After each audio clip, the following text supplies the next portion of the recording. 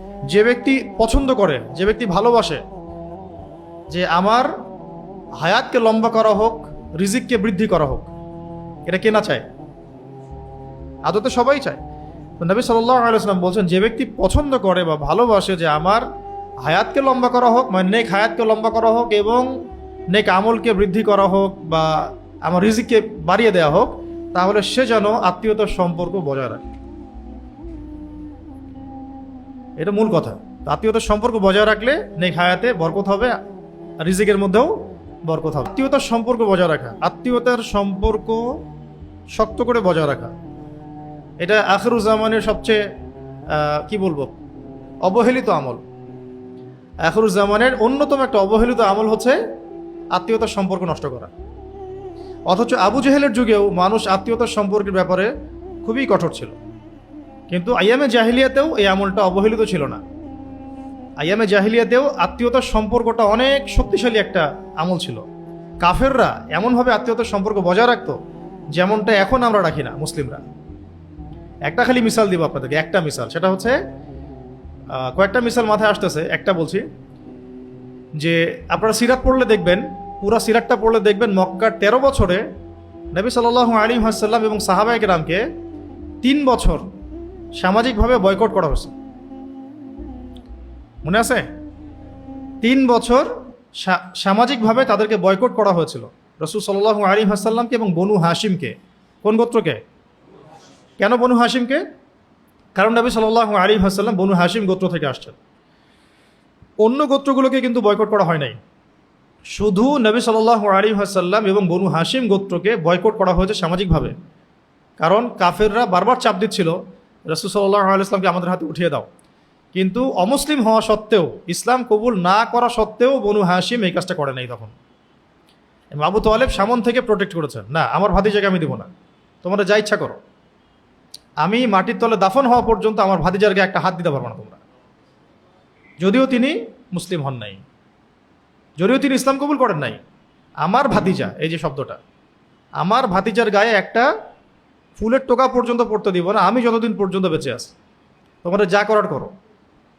শুধু একবার গিয়ে উনি বলেছিলেন, আমি আমার বয়স হয়েছে, আমার বৃদ্ধ কাঁধে অতিরিক্ত বোঝা দিও না হে মুহাম্মদ সাল্লাল্লাহু আলাইহি ওয়াসাল্লাম।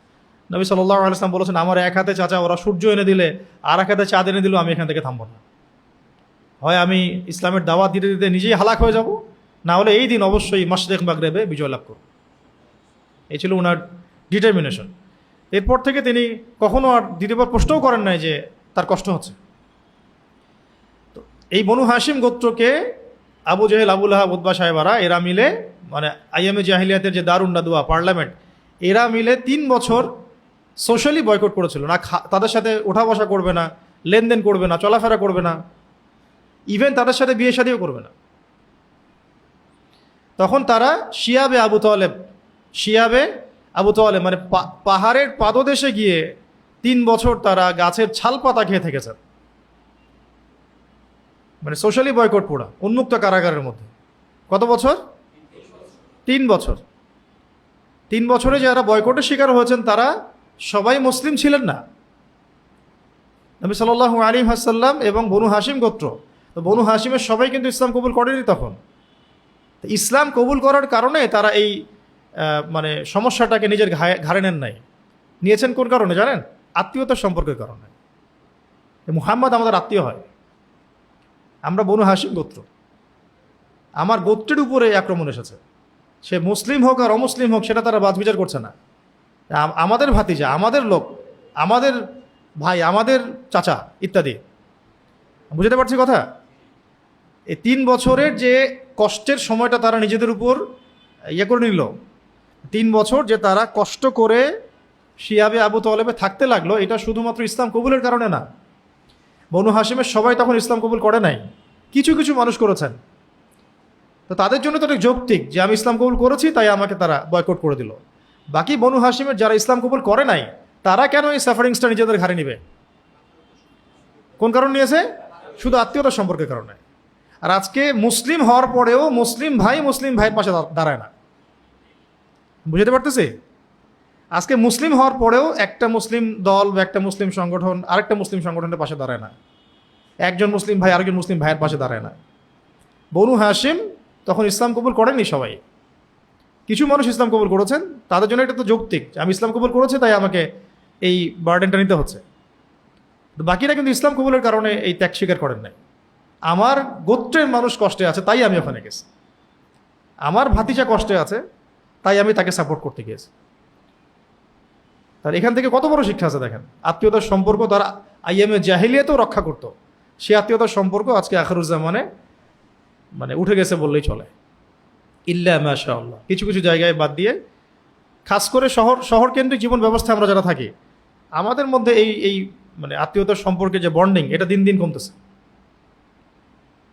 কমতে কমতে এমন একটা পর্যায়ে যে এখন তো ওই হাদিসের উপর আমল হচ্ছে যে পিতা সন্তানকে হত্যা করছে, সন্তান পিতাকে হত্যা করছে, ভাই ভাইকে হত্যা করছে, আরেক ভাই আরেক ভাইকে হত্যা করছে, এমনটা হচ্ছে না? এটাও কিন্তু আখিরুজ্জামানের হাদিস, শেষ জামানায় এরকম হবে যে আত্মীয়তার বন্ধন যেমন নষ্ট হয়ে যাবে, একইভাবে ভাই ভাইকে হত্যা করবে, পিতা সন্তানকে, সন্তান পিতাকে, সন্তান মাকে এভাবে হত্যা করবে। এখন দেখেন এগুলো চলছে, এবং ফিগার পরিসংখ্যানটা কিন্তু খুব অল্প না, অনেক ভালো, রেশিও কিন্তু অনেক ভালো। তো আল্লাহ পাক আমাদেরকে আত্মীয়তার সম্পর্ক বজায় রাখার তৌফিক দান করেন। এই বিষয়ে একটা হাদিস বলি, তারপরে আমরা পরের টপিকে যাচ্ছি। এই বিষয়ে একটা হাদিস আব্দুল্লাহ বিন মাসউদ রাদিয়াল্লাহু আনহু থেকে আসছে যে রাসূলুল্লাহ সাল্লাল্লাহু আলাইহি ওয়াসাল্লাম বলেছেন, যে ব্যক্তি চায়, যে ব্যক্তি পছন্দ করে, যে ব্যক্তি ভালোবাসে যে আমার হায়াতকে লম্বা করা হোক, রিজিককে বৃদ্ধি করা হোক, এটা কে না চায়? আদতে সবাই চায়।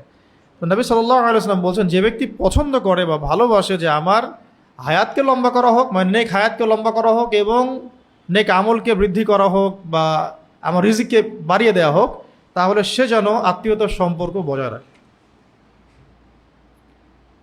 এটা মূল কথা। আত্মীয়তার সম্পর্ক বজায় রাখলে নেক হায়াতে বরকত হবে, আর রিজিকের মধ্যেও বরকত হবে। তখন ওই হাদিসের আমল হয়ে যাবে যে ওই ব্যক্তি সৌভাগ্যবান যার জন্য নেক হায়াতকে লম্বা করা হয়েছে, নেক আমলকে বৃদ্ধি করা হয়েছে। এখন উমরাই করা